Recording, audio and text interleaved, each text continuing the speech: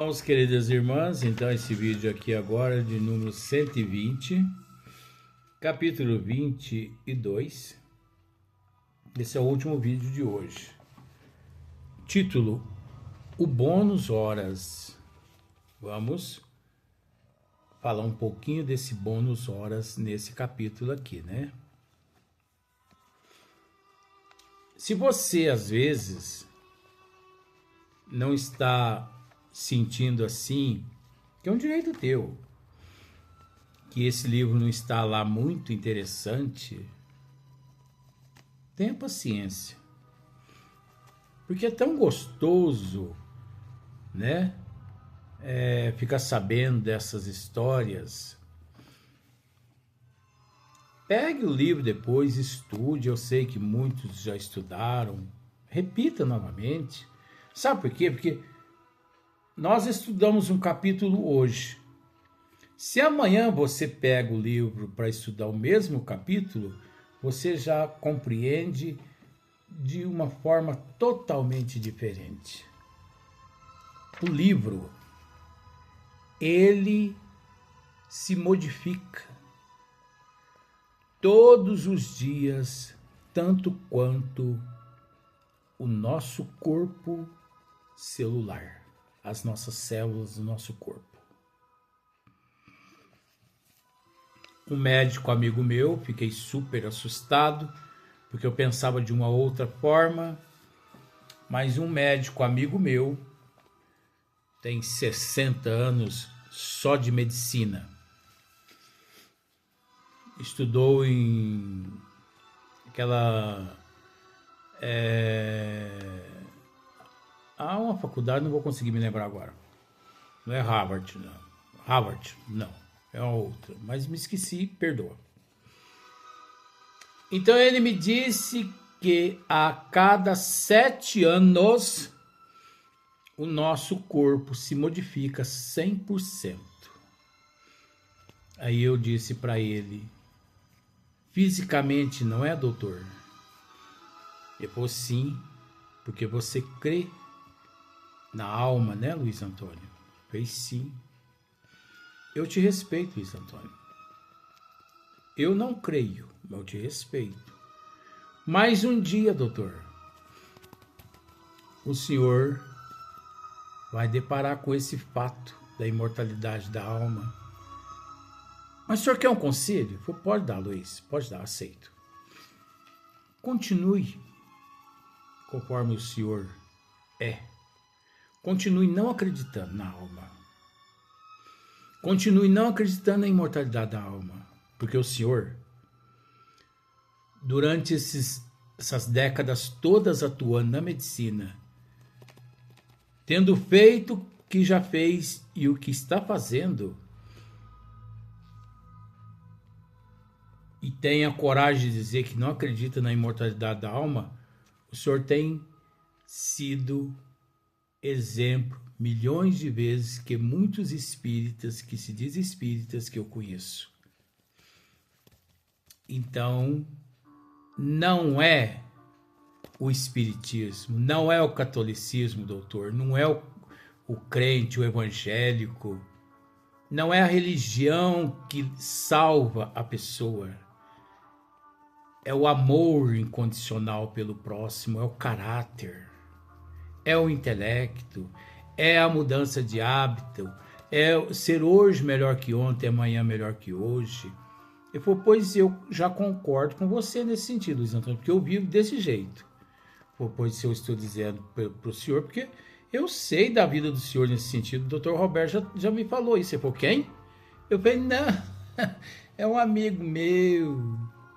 Quer dizer, o professor, né, Eurípides, já havia me, comunicado a respeito da idoneidade desse médico que está me tratando atualmente, fisicamente.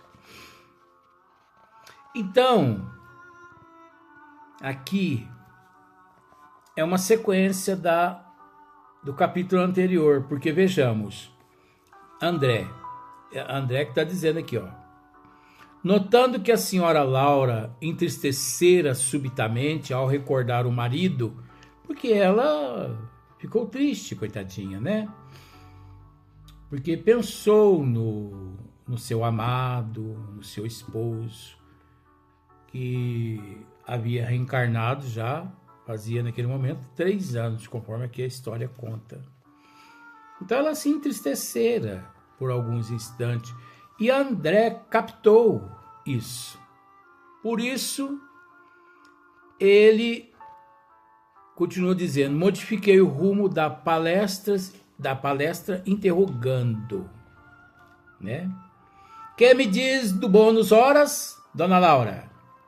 Trata-se de algum metal amoedado? Olha a psicologia de André nesse momento. Ele captou a tristeza, porque ela se entristeceu, e ele usou a psicologia. Opa, deixa eu tirar ela desse clima de tristeza. Deixa eu aprender um pouquinho mais a respeito, porque eu sou curioso, eu quero aprender. Deixa eu perguntar para ela a respeito desse bônus horas, né? Dessa moeda corrente aqui em nosso lar.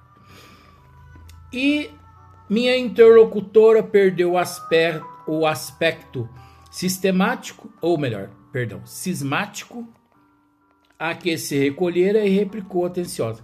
Você percebe que a psicologia dele, a forma como ele captou, e que ele, percebendo aquela tristeza dela, ele usou essa tática do bônus horas, ela já mudou totalmente.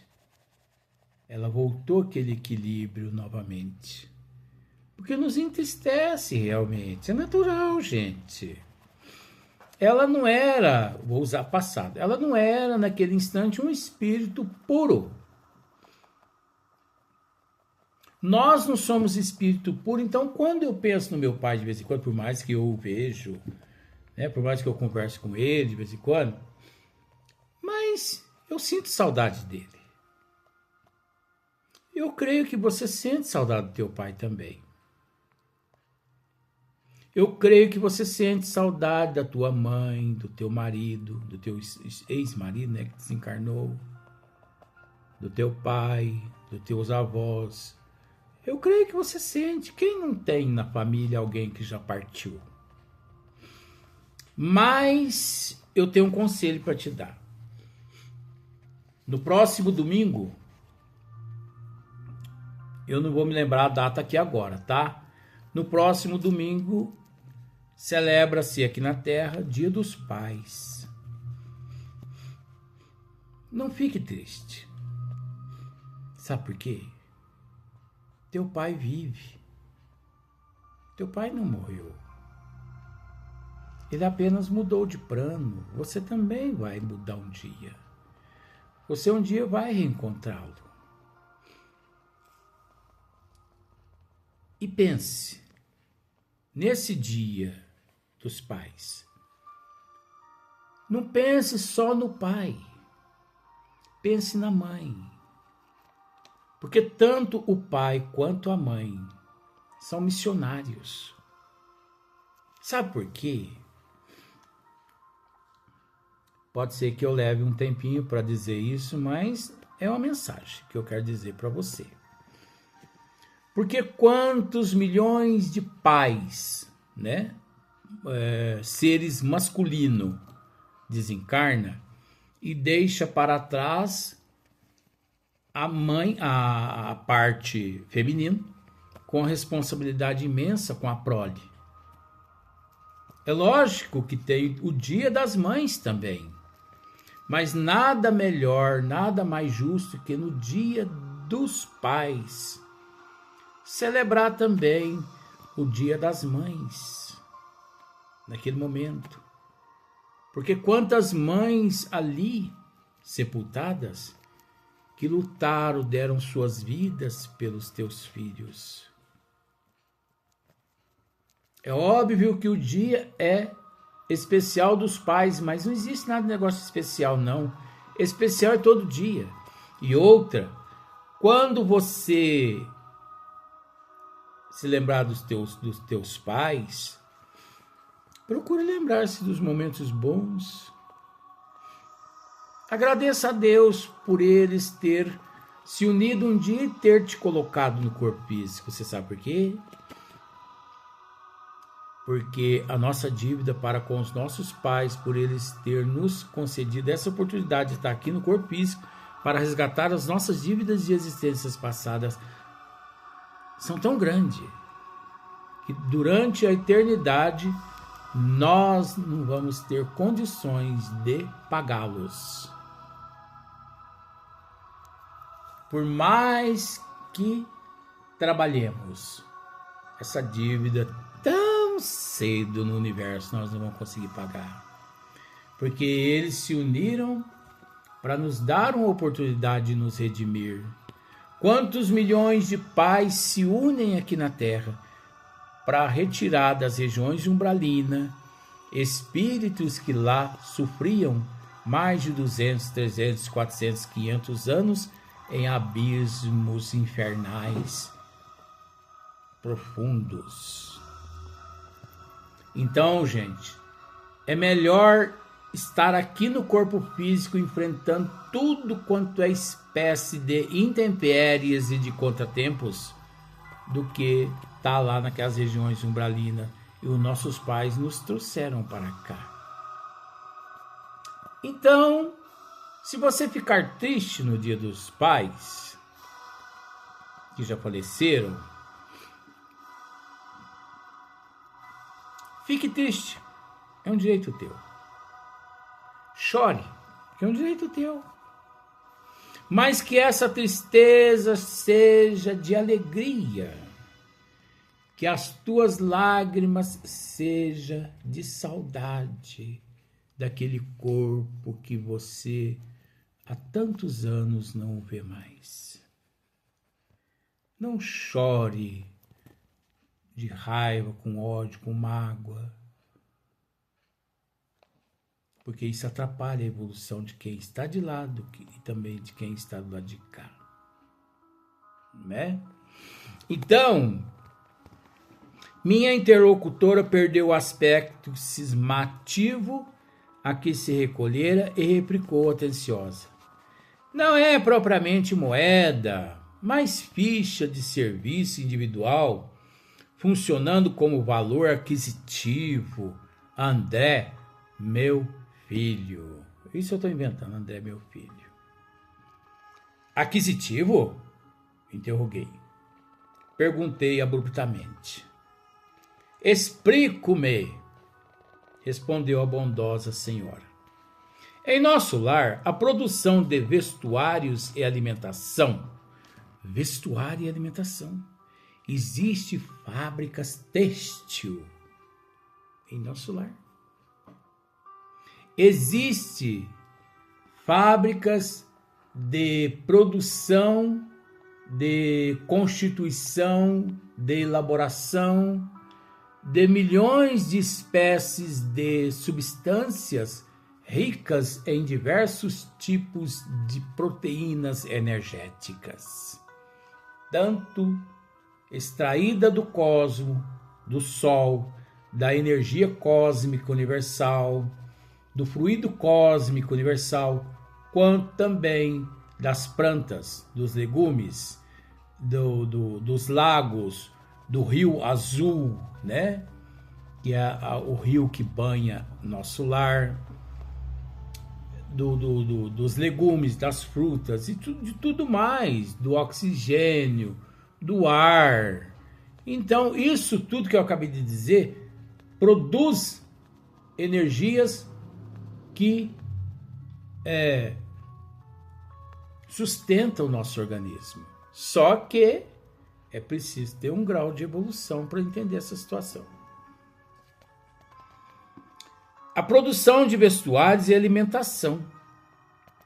Elementares pertencem a todos em comum. Há serviços centrais de distribuição na governadoria e departamentos do mesmo trabalho nos ministérios. O celeiro fundamental é propriedade coletiva. O celeiro fundamental é propriedade coletiva.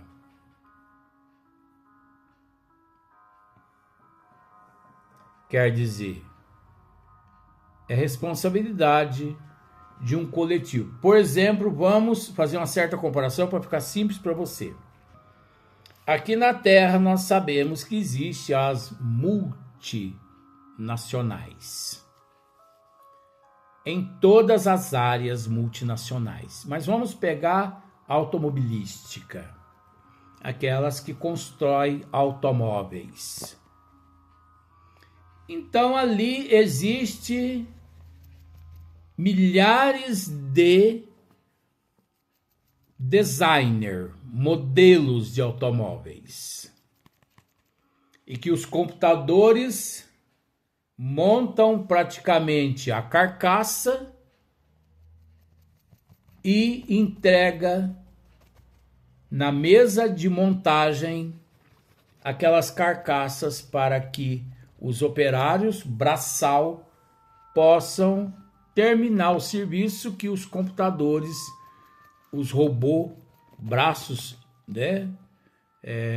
Computadorizados, né? Braços de computador, nossa, eles não conseguem realizar detalhes. Então, há ali uma bancada de funcionários que realizam esses trabalhos.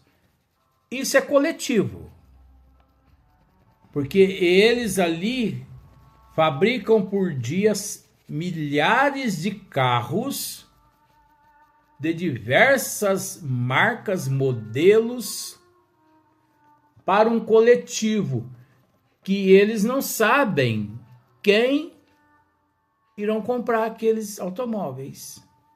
Então é assim também lá nesses departamentos no nosso lar. Esses ministérios específicos, porque são todos específicos, cada um é responsável por um departamento. Esses departamentos, os funcionários ali, o dever deles, o compromisso, a responsabilidade deles é fabricar determinada substância. Eles não se importam quem fará uso daquela substância. Eles estão preocupados com a substância e o coletivo. Agora, se é o Zé, se é a Maria, se é o Benedito que vai comer aquele alimento, já não é problema de quem fabrica. Ante meu gesto silencioso de espanto acentuou. Continua. Todos cooperam no engrandecimento do patrimônio comum e dele vivem. Os que trabalham, porém, adquirem direitos justos. Cada habitante de nosso lar recebe provisões de pão e roupa. Cada habitante de nosso lar recebe provisões de pão e roupa. Olha que maravilha. Comida em nosso lar, roupa, pão. Sim, gente. Namoro,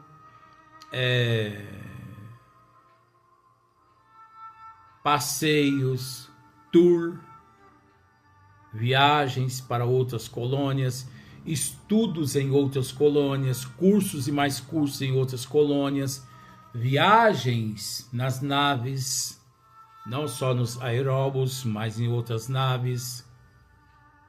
Tem tudo isso lá.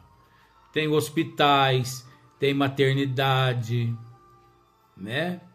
Tem escola infantil, tem escola para mocidade, tem asilo, no sentido assim, departamentos que acolhem as pessoas mais idosas, aquelas que não conquistaram, por algum motivo, um abrigo conforme Dona Laura e seu esposo conquistou.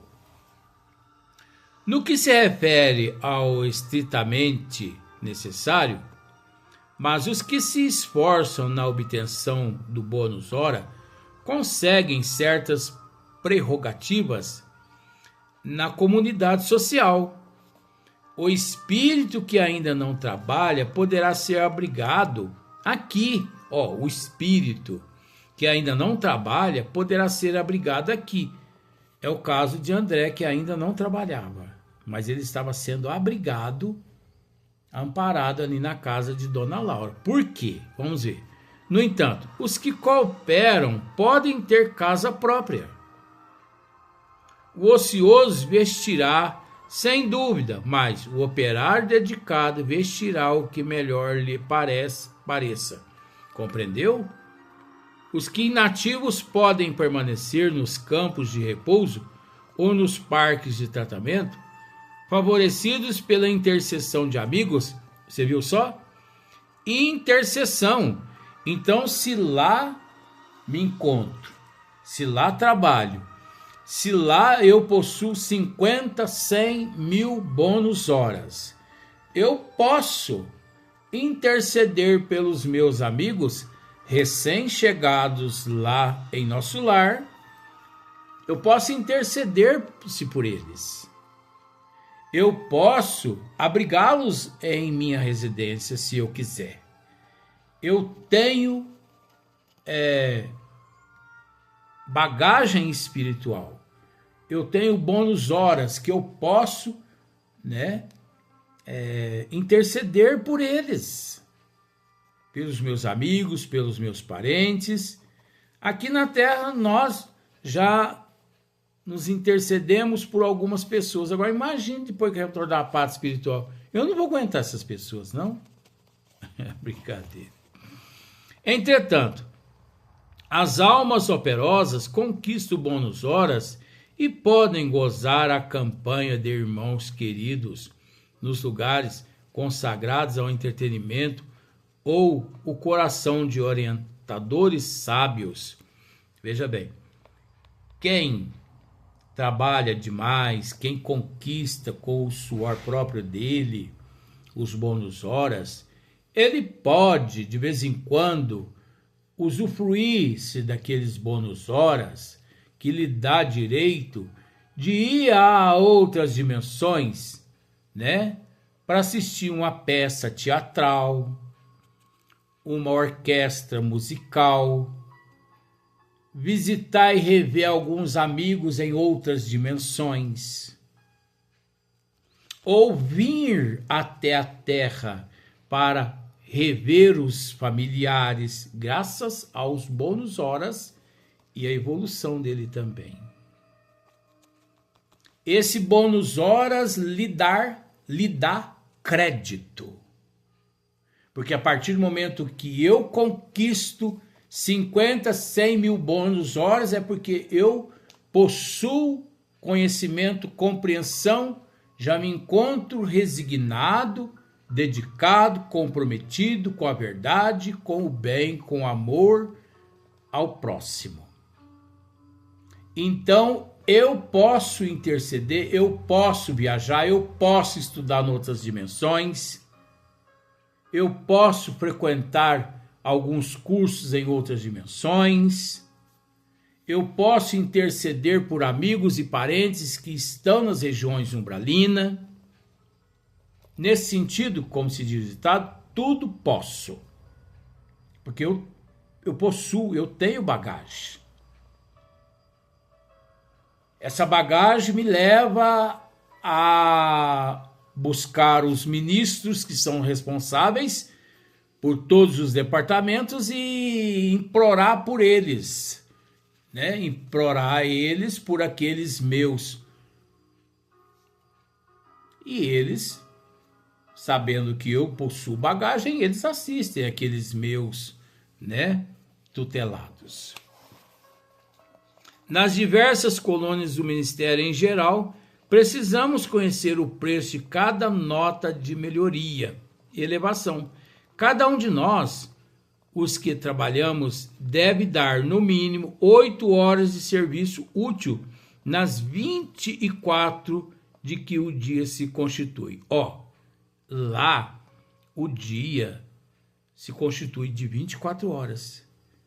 Mas no mínimo você tem que contribuir na colônia com 8 horas de trabalho no mínimo. Isso é indiscutível. Você pode estudar, você pode passear, desde que você tenha merecimento, tenha bônus horas, mas você tem que trabalhar. Se não trabalha, você não se lembra daquele caso do ministro Clarencio conversando com aquela nossa irmã, junto com André Luiz, quando ele a interroga: pois não, nossa irmã gostaria...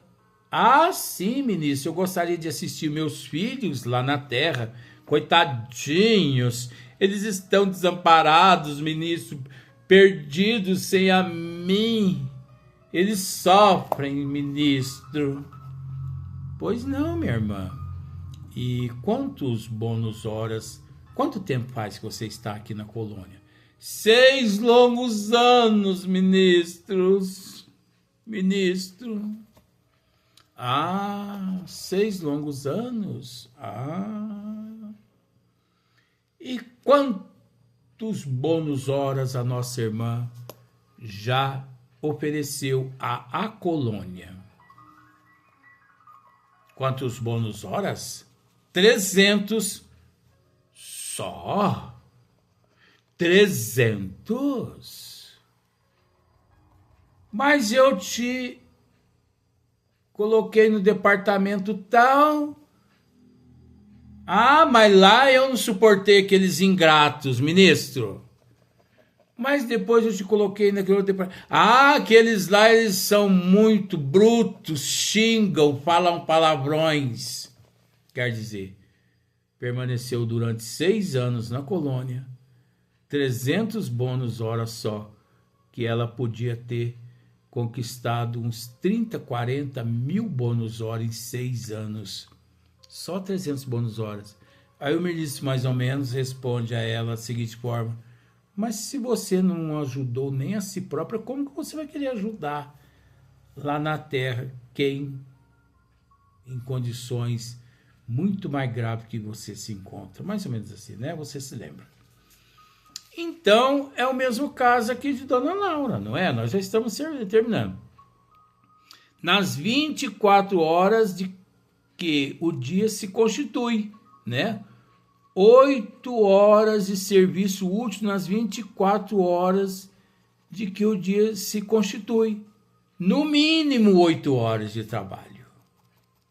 E tem muitas pessoas aqui na Terra, eu gosto de, quando chega esse momento, muitas pessoas aqui na Terra dizem assim: descansou, né? Tadinho. Mas sofreu tanto essa pessoa. A gente respeita. Sofreu tanto. Trabalhou tanto. Mas tanto. Para terminar desse jeito. Aí eu falo para a pessoa: mas você vai terminar desse jeito também? Eu? De jeito nenhum. Mas então você vai viver para sempre? Fisicamente? Você vai terminar aí, meu bem. Pezinho juntinho, igual o dele aí, ó. Durinho, igual um picolé. Ai, Luiz, mas você é muito macabro. É a realidade.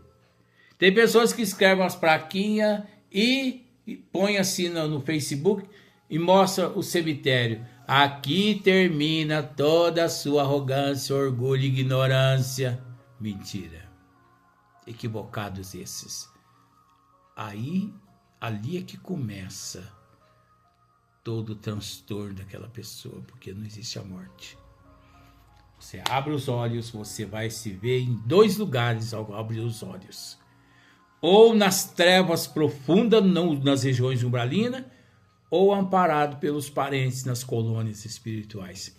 Esses são os 2 únicos caminhos que, ao abrir os olhos no plano espiritual, o indivíduo depara com eles. Para onde você quer ir? Fica no ar essa interrogação. Para qual dos 2 lugares você quer ir? Você quer ir para o umbral, para as trevas? Você quer acordar lá no meio do furdunço? Ou você quer acordar nos braços das pessoas que te amaram aqui na Terra e que te amam no plano espiritual? Fica na tua consciência, porque na minha consciência já está. Por isso que eu estou aqui todo dia batalhando. Não é barganhando, mas é tentando diminuir um pouquinho a minha dívida, para que eu fique menos possível nas regiões umbralinas. Porque vó, esses dias atrás, ela me disse, eu perguntei, vó, por que tenho que passar por esses tratamentos médicos aqui na Terra, essas complicações de saúde? Ela falou, meu filho, existem pacientes que quando não se desintoxica das doenças espirituais e físicas na Terra, eles dão sequência no plano espiritual às cirurgias e às desintoxicações. Você, ao contrário, você está tendo a oportunidade de, no corpo físico, tratar-se de todas essas enfermidades, essas doenças que você traz no teu corpo físico e espiritual. Pois assim que você terminar de se tratar, você retorna à parte espiritual para uma nova programação, o que não necessitará de, na parte espiritual, você passar por cirurgias e tratamentos espirituais. É o vice-versa. Cada um é de uma forma. Então, às vezes, aqui a gente passa por sérios tratamentos pensando assim, ai, graças a Deus, me livrei das doenças. Estou curado. Foi 1 ano de tratamento, mas eu me curei. Graças a Deus. Sumiu o câncer. 2 meses depois a pessoa desencarna. Pô, mas que adiantou a pessoa ser curada? Desencarnou depois de 2 meses? Ela foi curada aqui para não ser curada lá. Para não dar trabalho de lá. Então é melhor se curar de cá do que de lá. Porque de lá não é como do lado de cá. Aqui tem muita frescuragem. De lá não tem frescuragem não, meu bem. De cá tem muito emburramento, tem muito chateamento, tem muita reclamação. Um reclama de um médico, reclama de outro médico, fala mal daquele médico, fala mal desse remédio, fala mal de tudo. De lá não. E mal sabendo aqui na Terra que todos nós temos o que nós merecemos, nem mais, nem menos. Fizemos por merecer ter um bom tratamento? Sim, você vai ter. E mesmo se você não tiver, você se resigna e sai com os pensamentos positivos, orando por todos os profissionais que te atenderam. Entendeu a mensagem, meu bem? Próximo vídeo, próximo dia.